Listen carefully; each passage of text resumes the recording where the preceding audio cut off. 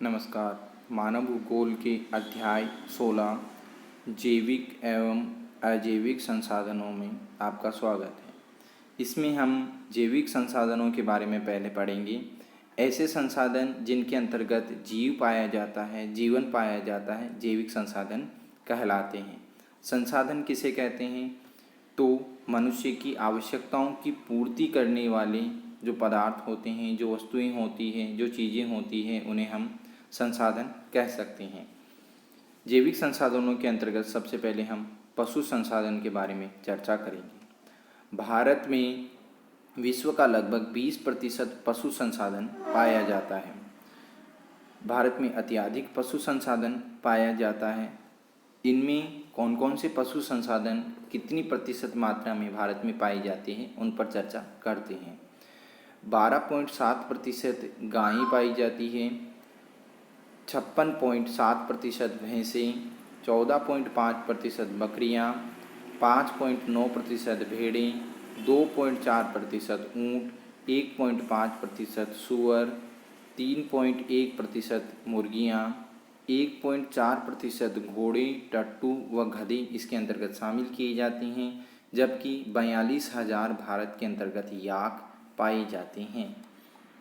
आगे हम बात करें तो भारत की सकल कृषि उत्पादन मूल्य का 30% पशु संसाधन से प्राप्त होता है।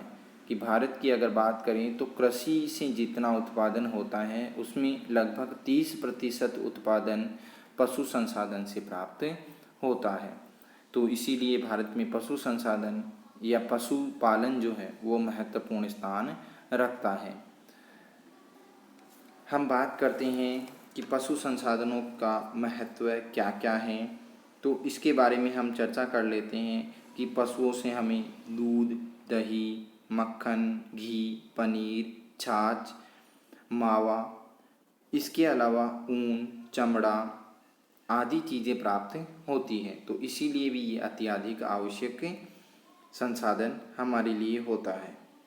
इसके अलावा हम बात करें कि भारत के अंतर्गत कृषि के अंदर भी पशुपालन जो है या पशु जो हैं वो महत्वपूर्ण स्थान रखते हैं, क्योंकि ये जो पशु होते हैं ये कृषि के अंदर सहायक होते हैं। इसके अलावा इनकी जो हड्डियां हैं, इनसे जो अपशिष्ट प्राप्त होता है वो भी उर्वरक के रूप में या खाद के रूप में प्रयोग किया जाता है। तो ये अत्यधिक महत्वपूर्ण हो जाते हैं। बात करते हैं भारत में पशुपालन के क्षेत्र कौन कौन से हैं। इन क्षेत्रों को हम 4 मुख्य भागों में विभाजित कर देते हैं। पहला क्षेत्र जो हो जाता है वो है हिमालय पर्वतीय क्षेत्र। इस क्षेत्र के अंतर्गत उत्तराखंड, जिसमें कुमाऊं हिमालय व गढ़वाल हिमालय क्षेत्र शामिल किया जाता है, वो इसमें शामिल किया जाता है। हिमाचल प्रदेश, जिसमें कुल्लू घाटी और शिमला क्षेत्र इसमें शामिल होता है। हिमालय का तराई क्षेत्र, असम व पूर्वी राज्य इसमें शामिल होते हैं। दूसरा जो वर्गीकरण किया गया है इसमें है उत्तरी पश्चिमी जलवायु क्षेत्र, जिसमें पंजाब, हरियाणा, दिल्ली, पश्चिमी उत्तर प्रदेश, राजस्थान, मध्य प्रदेश, गुजरात आदि राज्य शामिल किए जाते हैं। तीसरा जो वर्गीकरण है उसमें पूर्वी एवं पश्चिमी तट क्षेत्र शामिल किए जाते हैं, जिसमें उत्तर प्रदेश, बिहार, पश्चिमी बंगाल, असम, उड़ीसा, आंध्र प्रदेश, तमिलनाडु, केरल आदि राज्य आते हैं। नंबर 4 पे जो वर्गीकरण किया गया है उसमें मध्यम वर्षा वाले क्षेत्र शामिल किए जाते हैं। इसमें उत्तर प्रदेश, मध्य प्रदेश, आंध्र प्रदेश, तमिलनाडु, कर्नाटक व महाराष्ट्र का क्षेत्र शामिल किया जाता है। आपको इसे मानचित्र के द्वारा अच्छे से समझना होगा। आगे बात करें तो हम बात करते हैं प्रमुख पालतू पशुओं की। प्रमुख पालतू पशुओं के बारे में हम चर्चा करते हैं। भारत में विश्व के 20% पशु पाले जाते हैं तथा दूध उत्पादन में प्रथम स्थान रखता है भारत विश्व का लगभग 18% दूध उत्पादन करता है। यहाँ पर हम बात करेंगे प्रमुख पशुओं की। विश्व में कितने प्रतिशत भारत में पाए जाते हैं, भारत किन स्थानों पर रहता है इसमें, और अन्य चीज़ों के बारे में। गाय की बात की जाए तो गाय के अंदर भारत 12.7% है, जबकि भारत में स्थान जो है भारत का दूसरे स्थान पर है। प्रथम स्थान पर ब्राज़ील में सबसे ज़्यादा गाय पाई जाती हैं, दूसरे स्थान पर भारत है। भैंसों की बात की जाए तो भैंसें 56.7% है, भारत प्रथम स्थान इसमें रखता है। बकरियों की बात की जाए 14.5%, लगभग भारत के अंतर्गत 13.52 करोड़ बकरियां पाई जाती है। भेड़ों की बात करें 5.9%, चीन के बाद भारत का दूसरा स्थान आता है। 6.51 करोड़ भैंसें पाई जाती है। इसके बाद हम बात करें, अंतिम बात करते हैं ऊँटों की, तो भारत के अंदर 2.4% ऊँट पाए जाते हैं, लगभग इनकी संख्या 40 लाख है, और 50% जो ऊँट हैं वो राजस्थान के अंतर्गत पाए जाते हैं। इनकी प्रमुख नस्लों की भी बात की जाए तो इनमें प्रमुख नस्लें जो हैं वो पाई जाती हैं। जैसे कि बात करें हम भैंसों के अंतर्गत, तो भैंसों में प्रमुख नस्लें जो है वो है मुर्रा, जाफराबादी, भदावरी, सूरती, नीली। ये प्रमुख नस्लें हैं जो भारत के अंतर्गत पाली जाती है। गायों के अंदर बात करें तो भारत के अंदर जो दूध होता है गायों का वो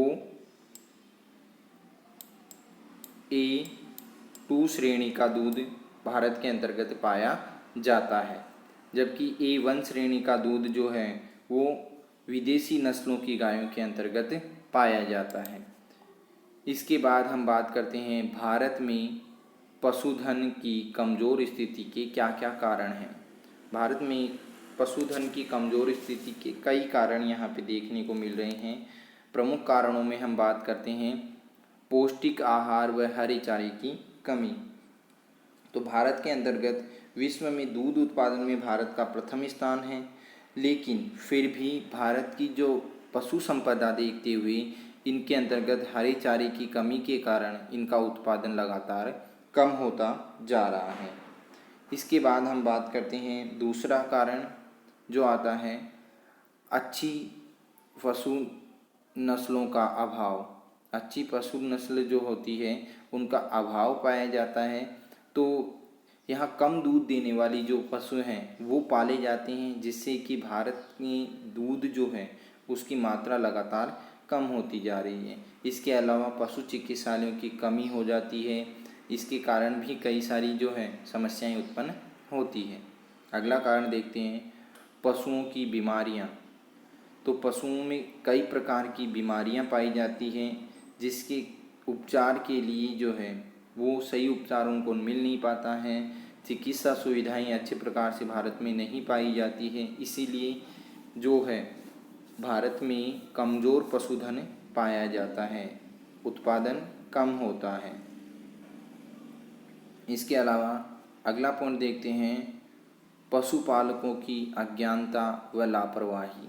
पशुपालक जो होते हैं वो इसके बारे में पूर्ण जानकारी नहीं रख पाते हैं, इसीलिए वो जानकारी नहीं होने के कारण या अज्ञानता होने के कारण या कई बार लापरवाही के कारण पशु संपदा जो है उसका विनाश हो जाता है, उसमें कमी आ जाती है, जिसके कारण भी कई सारी समस्याएं उत्पन्न हो जाती है। इसके अलावा हम आगे देखते हैं भारत में पशु संसाधन विकास के उपाय। हम क्या क्या ऐसे उपाय करें कि भारत में पशु संसाधन जो है उसका विकास हो पाए, जिसमें प्रथम है पशुओं के पौष्टिक व पूर्ण आहार के लिए उत्तम चारागाहों का विकास किया जाना चाहिए। भारत के अंतर्गत ऐसे पशु चारण के क्षेत्र जो है या उत्तम चारे की व्यवस्था की जानी चाहिए, जिससे कि पशु जो है वो भरपेट भोजन कर सकें, और इसके अलावा जो है वो उत्पादन जो है वो बढ़ा सकें। इसके अलावा दूसरा, ग्राम पंचायत स्तर पर पशु चिकित्सालय खोले जाने चाहिए। ग्राम स्तर पर हमें पशु चिकित्सालय खोले जाने चाहिए, जिससे कि उत्पादन में बढ़ोतरी हो, बीमारी की जो समस्याएं हैं या पशुओं के अंदर जो बीमारियां हैं उनका पता लगाया जा सके और समय पर उनका इलाज किया जा सके। अगला, वैज्ञानिक ढंग से पशुपालन करना। वैज्ञानिक ढंग से हम पशुपालन करेंगे तो उत्पादन जो है वो अच्छे प्रकार से बढ़ पाएगा। इसके अलावा दूध, मांस तथा ऊन जो है वो बहुत ज़्यादा मात्रा में हम प्राप्त कर पाएंगे। इसके अलावा जो पशुपालक हैं उनको भी लाभ होगा, उनका भी व्यापार जो है उसमें बढ़ोतरी होगी। तो ये सब कारण हैं जिसके कारण हम क्या कर सकते हैं, भारत में पशु संसाधनों का विकास कर सकते हैं। अगला पॉइंट देखते हैं हम, वन संसाधन। भारत में अगर वन संसाधनों की बात की जाए तो सबसे पहले हम बात करते हैं वन नीति की। भारत में 1952 में वन नीति जो है वो लागू की गई थी, जिसमें ये तय किया गया था कि 33% पर वन होनी चाहिए, जबकि वास्तव में स्थिति देखी जाए तो 2001 में भारत में 19.40% वन थी। 2015 के अंदर ये बढ़कर 21.34% हो गए हैं, जो अभी भी 33% से कम है। भारत में घटते वनों के क्या क्या कारण हैं, उन कारणों पर चर्चा करते हैं। प्रथम कारण, कृषि हेतु भूमि की मांग में निरंतर वृद्धि। भारत में जनसंख्या लगातार बढ़ती जा रही है, जिससे खाद्यान्न की पूर्ति के लिए कृषि की मांग भी लगातार बढ़ती जा रही है और कृषि की मांग के लिए जो भूमि है उसमें जो वन लगे हुए हैं उनको काट कर वहाँ पर कृषि कार्य किया जा रहा है, जिससे लगातार वन क्षेत्र में कमी आती जा रही है। अगला पॉइंट देखते हैं, तीव्र औद्योगिकरण व शहरीकरण। तीव्र औद्योगिकरण करने के लिए भी हमें वनों की आवश्यकता होती है। वनों को काटा जाता है, उन क्षेत्रों पर औद्योगिकरण किया जाता है, उद्योग लगाए जाते हैं, तो इसके कारण भी वन जो है वो लगातार कम होते जा रहे हैं और शहरीकरण के लिए या विकास के लिए या अन्य आवश्यकताओं की पूर्ति के लिए हमें वनों को काटना पड़ रहा है। तीसरा कारण देखते हैं, अनियंत्रित चराई। पशुचारण के अंतर्गत कुछ ऐसे क्षेत्र हैं जहाँ पर अनियंत्रित चराई की जाती है, जिससे कि कई सारे वृक्ष जो हैं वो छोटे छोटे पेड़ पौधे जो हैं वो टूट जाते हैं, या फिर अनियंत्रित चराई से काफ़ी बड़ा क्षेत्र जो है वो इसे वन क्षेत्र प्रभावित होता है, इसीलिए वन क्षेत्र में लगातार कमी आती जा रही है।